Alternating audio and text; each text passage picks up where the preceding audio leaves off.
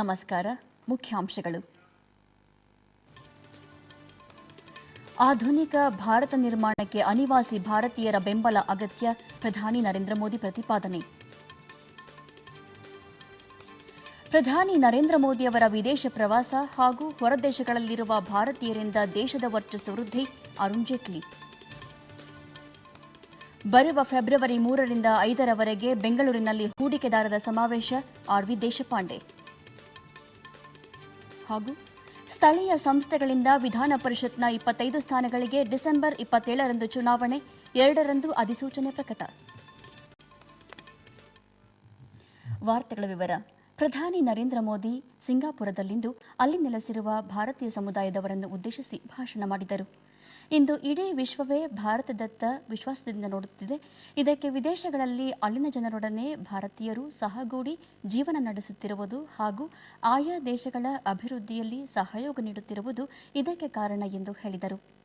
ಬೃಹತ್ ದೇಶವಾದ ಭಾರತ ಸಿಂಗಾಪುರದಿಂದ ಸ್ವಚ್ಛತೆ ಸೇರಿದಂತೆ ಅನೇಕ ವಿಷಯಗಳಲ್ಲಿ ಕಲಿಯುವುದು ಬಹಳಷ್ಟಿದೆ ಎಂದು ಪ್ರಧಾನಿ ಅಭಿಪ್ರಾಯಪಟ್ಟರು.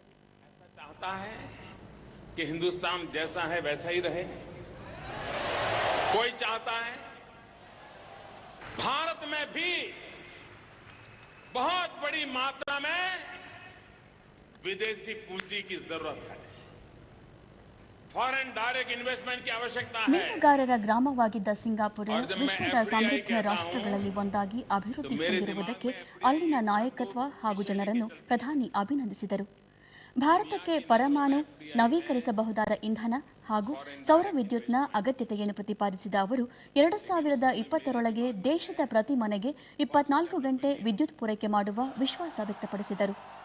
ಆಧುನಿಕ ಭಾರತದ ನಿರ್ಮಾಣ, ದೇಶದ ಮುನ್ನಡೆ ಹಾಗೂ ಅಭಿವೃದ್ಧಿಗೆ ಭಾರತೀಯರು ಹಾಗೂ ಅನಿವಾಸಿ ಭಾರತೀಯರ ಬೆಂಬಲ ಅತ್ಯಗತ್ಯ ಎಂದರು. पहले जो स्थिति थी उसकी तुलना में 40% ग्रोथ हुआ है. 40% ग्रोथ.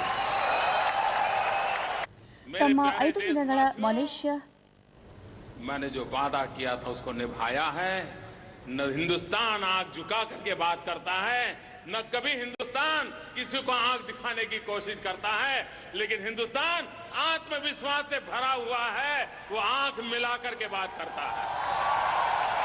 सारे विश्व को 125 करोड़ देशवासियों वाला देश क्या होता है, उसकी ताकत क्या होती है, अब विश्व भली भांति पहचानने भी लगा है, अनुभव भी करने लगा है.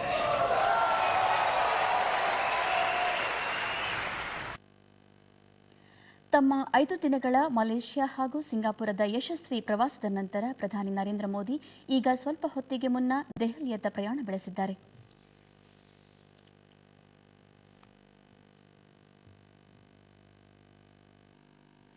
ಪ್ರಧಾನಿ ನರೇಂದ್ರ ಮೋದಿಯವರ ವಿದೇಶ ಪ್ರವಾಸ ಹಾಗೂ ಹೊರ ದೇಶಗಳಲ್ಲಿ ನೆಲೆಸಿರುವ ಅನಿವಾಸಿ ಭಾರತೀಯರ ಸಾಧನೆಯಿಂದ ಜಾಗತಿಕವಾಗಿ ಭಾರತದ ವರ್ಚಸ್ಸು ವೃದ್ಧಿಸಿದೆ ಎಂದು ಕೇಂದ್ರ ಹಣಕಾಸು ಸಚಿವ ಅರುಣ್ ಜೇಟ್ಲಿ ದೆಹಲಿಯಲ್ಲಿಂದು ತಿಳಿಸಿದ್ದಾರೆ.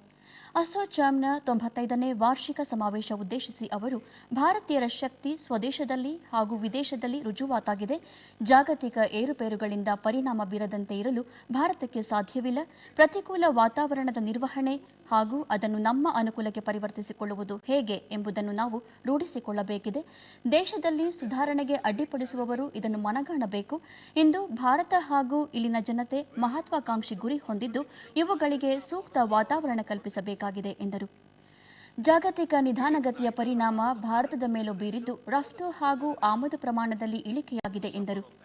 ಈ ಹಿನ್ನೆಲೆಯಲ್ಲಿ ಜಾಗತಿಕ ಹೂಡಿಕೆದಾರರಿಗೆ ಭಾರತ ಒಂದು ಸುರಕ್ಷಿತ ತಾಣ ಎಂದು ಭರವಸೆ ಮೂಡಿಸುವುದು ಅವಶ್ಯ ಎಂದು ಹೇಳಿದರು. China has slowed down, but it still shoulders a very large part of the global growth. The world markets have shrunk. Therefore, the export sectors globally are suffering. In India's case, it is substantially values and partly volumes which are impacted on exports. So the global slowdown does impact on us. Those who buy from us, their capacity to buy is now limited. Additionally, if the price of refined oil India's export basket is 18% refined oil. And therefore, if the oil prices are down to half, commodity prices are down, metal prices are down, there will be a shrinkage both in the export and the import market. So that is one adverse impact that we have. Currency battles across the world will also have an impact both on our markets and our currencies. How do we then not merely showcase, but effectively grow India into an economy where global investors feel that this is a place which is safe for me to invest? ಬೆಂಗಳೂರಿನಲ್ಲಿ ಬರುವ ಫೆಬ್ರವರಿಯಲ್ಲಿ ನಡೆಸಲು ಉದ್ದೇಶಿಸಿರುವ invest Karnataka 2016ರ ಜಾಗತಿಕ ಬಂಡವಾಳ ಹೂಡಿಕೆದಾರರ ಸಮಾವೇಶ ಕುರಿತ ಉನ್ನತ ಮಟ್ಟದ ಸಭೆ ಮುಖ್ಯಮಂತ್ರಿ ಸಿದ್ದರಾಮಯ್ಯ ಅಧ್ಯಕ್ಷತೆಯಲ್ಲಿ ವಿಧಾನಸೌಧದಲ್ಲಿಂದು ನಡೆಯಿತು.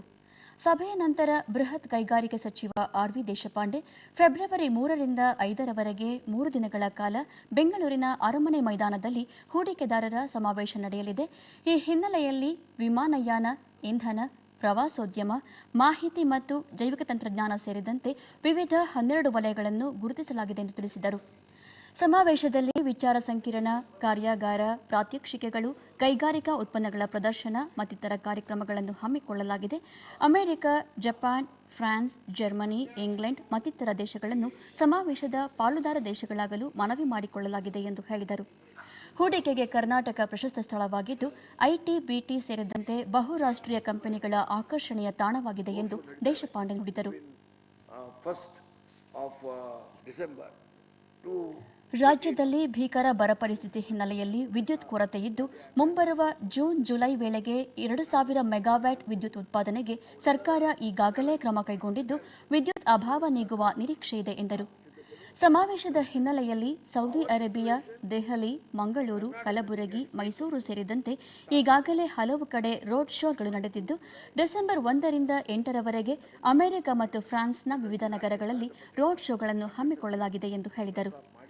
ರಾಜ್ಯದಲ್ಲಿ ಕೈಗಾರಿಕಾ ಅಭಿವೃದ್ಧಿಗೆ ಸ್ಥಾಪಿಸಿರುವ ಲ್ಯಾಂಡ್ ಬ್ಯಾಂಕ್ ಯೋಜನೆಯಡಿ 40,000 ಎಕರೆ ಭೂಮಿ ಲಭ್ಯವಿದೆ. ಯಾದಗಿರಿ, ಬೆಳಗಾವಿ, ಕೊಪ್ಪಳ, ಬಳ್ಳಾರಿ, ತುಮಕೂರು ಮತ್ತಿತರ ಕೈಗಾರಿಕಾ ಪಾರ್ಕ್ಗಳನ್ನು ಅಭಿವೃದ್ಧಿಪಡಿಸಲಾಗಿದೆ ಎಂದು ಅವರು ತಿಳಿಸಿದರು.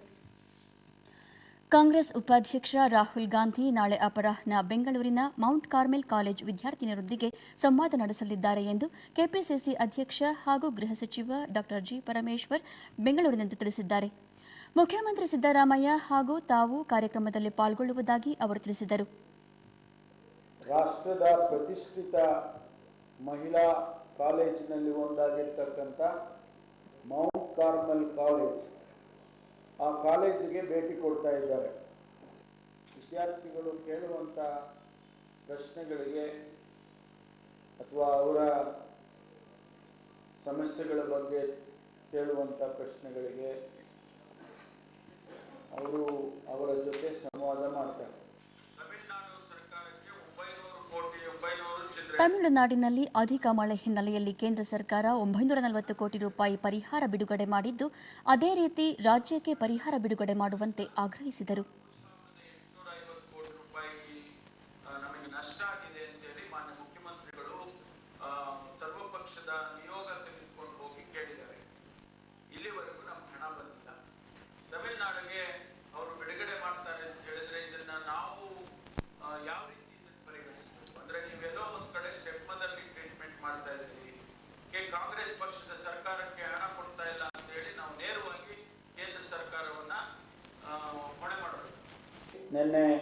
ಶಿವಮೊಗ್ಗದ ಕುಪ್ಪಳ್ಳಿಯ ಸ್ಮಾರಕವಾಗಿರುವ ರಾಷ್ಟ್ರಕವಿ ಕುವೆಂಪು ಅವರ ನಿವಾಸದಲ್ಲಿ ನಿನ್ನೆ ರಾತ್ರಿ ದುಷ್ಕರ್ಮಿಗಳು ಕುವೆಂಪು ಅವರಿಗೆ ಸೇರಿದ ಪ್ರಶಸ್ತಿಯ 2 ಪಾರಿತೋಷಿಕಗಳನ್ನು ಕಳವು ಮಾಡಿದ್ದು, ಆರೋಪಿಗಳ ಶೀಘ್ರ ಪತ್ತೆಗೆ ಪೊಲೀಸರು ಈಗಾಗಲೇ ಕ್ರಮ ಕೈಗೊಂಡಿದ್ದಾರೆ ಎಂದು ತಿಳಿಸಿದರು.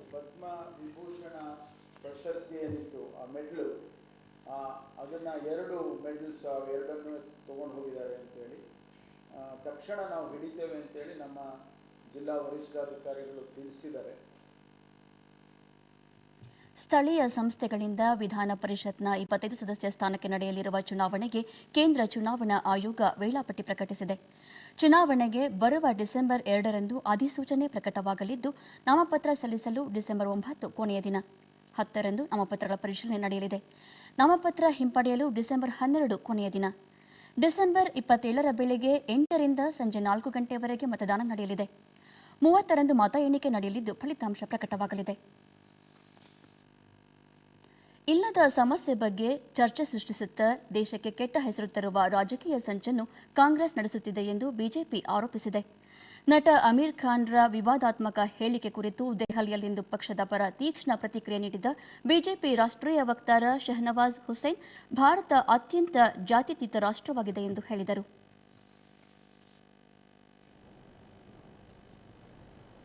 आमिर खान डर नहीं रहे हैं बल्कि डरा रहे हैं।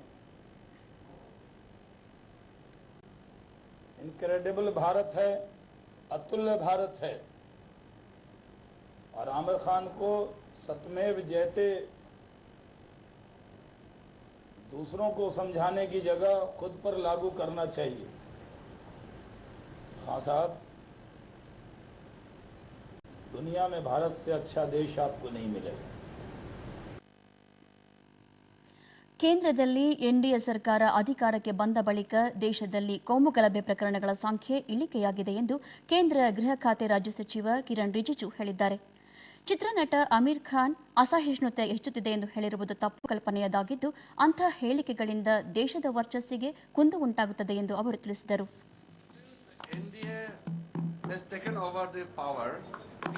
The total numbers of criminal incidents has come down compared to 2013. So all this debate is misplaced. There are issues which society as a whole, we need to come together and address the issue.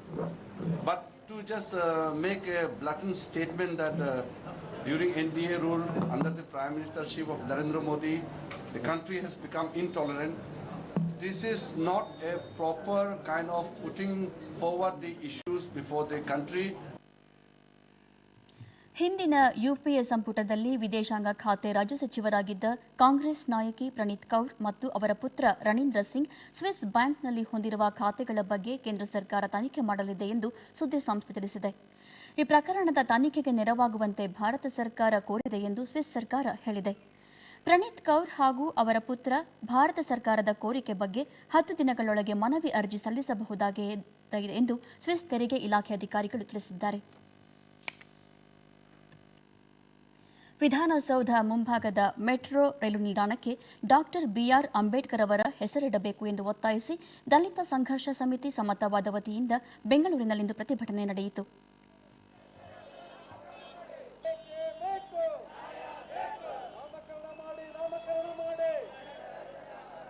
Vidhana Soudha ಮುಂಭಾಗದಲ್ಲಿ metro ರೈಲು ಕಾಮಗಾರಿ ಹಿನ್ನೆಲೆಯಲ್ಲಿ ಅಂಬೇಡ್ಕರ್ ಅವರ ಪ್ರತಿಮೆಯನ್ನು ತಾತ್ಕಾಲಿಕವಾಗಿ ಸ್ಥಳಾಂತರಿಸಲಾಗಿತ್ತು. ಕಾಮಗಾರಿ ಪೂರ್ಣಗೊಂಡಿರುವುದರಿಂದ ಅಂಬೇಡ್ಕರ್ ಪ್ರತಿಮೆಯನ್ನು ಮೊದಲಿದ್ದ ಸ್ಥಳದಲ್ಲಿ ಮರುಸ್ಥಾಪಿಸಬೇಕು ಎಂದು ಸಂಘಟನೆ ರಾಜ್ಯಾಧ್ಯಕ್ಷ ಎಚ್ ಮಾರಪ್ಪ ಒತ್ತಾಯಿಸಿದರು. ಮೆಟ್ರೋ ರೈಲ್ವೆ ಸ್ಟೇಷನ್ ನಿಲ್ದಾಣಕ್ಕೆ ಡಾಕ್ಟರ್ ಬಾಬಾ ಸಾಹೇಬ್ ಅಂಬೇಡ್ಕರ್ ಅವರ ಪ್ರತಿಮೆಯನ್ನು ನಾಮಕರಣ ಮಾಡಬೇಕು, ಹೆಸರನ್ನು ನಾಮಕರಣ ಮಾಡಬೇಕು. ಜೊತೆಗೆ ಅಂಬೇಡ್ಕರ್ ಪ್ರತಿಮೆಯನ್ನ ಮೂಲ ಸ್ಥಳಕ್ಕೆ ಸ್ಥಳಾಂತರಿಸಬೇಕಂತೇಳಿ ಇವತ್ತು ರಾಜ್ಯ ಸರ್ಕಾರಕ್ಕೆ ನಾವು ಒತ್ತಾಯವನ್ನು ಮಾಡ್ತಾ ಇದ್ದೀವಿ.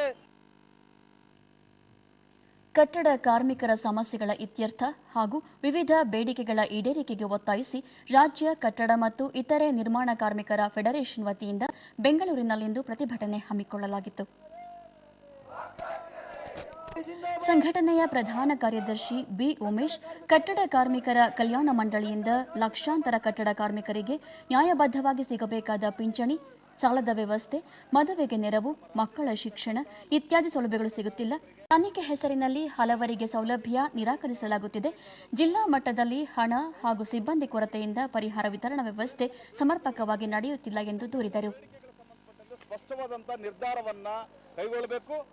ಕಾರ್ಮಿಕರಿಗೆ ಮತ್ತು ಅವರ ಕುಟುಂಬಗಳಿಗೆ ಏನು ಅರ್ಜಿಗಳನ್ನು ಕೂಡಲೇ ವಿಲೇವಾರಿ ಮಾಡಬೇಕು. ಅವರ ಶಿಕ್ಷಣದ ವೇತನವನ್ನ ಮತ್ತು ಪಿಂಚಣಿ ಸೌಲಭ್ಯಗಳನ್ನು ಕೂಡಲೇ ಕೊಡಲಿಕ್ಕೆ ಒಂದು ವ್ಯವಸ್ಥೆಯನ್ನು ಮಾಡಬೇಕು ಅನ್ನೋ ಒತ್ತಾಯವನ್ನು ಮಾಡ್ತಾ ಇದ್ದೀವಿ. ಕೊನೆಯಲ್ಲಿ ಮತ್ತೊಮ್ಮೆ ಮುಖ್ಯಾಂಶಗಳು. ಆಧುನಿಕ ಭಾರತ ನಿರ್ಮಾಣಕ್ಕೆ ಅನಿವಾಸಿ ಭಾರತೀಯರ ಬೆಂಬಲ ಅಗತ್ಯ, ಪ್ರಧಾನಿ ನರೇಂದ್ರ ಮೋದಿ ಪ್ರತಿಪಾದನೆ. ಪ್ರಧಾನಿ ನರೇಂದ್ರ ಮೋದಿ ಅವರ ವಿದೇಶ ಪ್ರವಾಸ ಹಾಗೂ ಹೊರದೇಶಗಳಲ್ಲಿರುವ ಭಾರತೀಯರಿಂದ ದೇಶದ ವರ್ಚಸ್ಸು ವೃದ್ಧಿ, ಅರುಣ್ ಜೇಟ್ಲಿ. ಬರುವ ಫೆಬ್ರವರಿ 3ರಿಂದ 5ರವರೆಗೆ ಬೆಂಗಳೂರಿನಲ್ಲಿ ಹೂಡಿಕೆದಾರರ ಸಮಾವೇಶ ಆರ್ವಿ ದೇಶಪಾಂಡೆ. ಹಾಗೂ ಸ್ಥಳೀಯ ಸಂಸ್ಥೆಗಳಿಂದ ವಿಧಾನ ಪರಿಷತ್ನ 25 ಸ್ಥಾನಗಳಿಗೆ ಡಿಸೆಂಬರ್ 27ರಂದು ಚುನಾವಣೆ, 2ರಂದು ಅಧಿಸೂಚನೆ ಪ್ರಕಟ. ಇಲ್ಲಿಗೆ ಇಂದಿನ ವಾರ್ತಾ ಪ್ರಸಾರ ಮುಕ್ತಾಯವಾಯಿತು. ನಮ್ಮ ಮುಂದಿನ ವಾರ್ತಾ ಪ್ರಸಾರ ನಾಳೆ ಬೆಳಿಗ್ಗೆ 7:45 ಡಿಡಿ1 ಹಾಗೂ ಚಂದನದಲ್ಲಿ. ನಮಸ್ಕಾರ.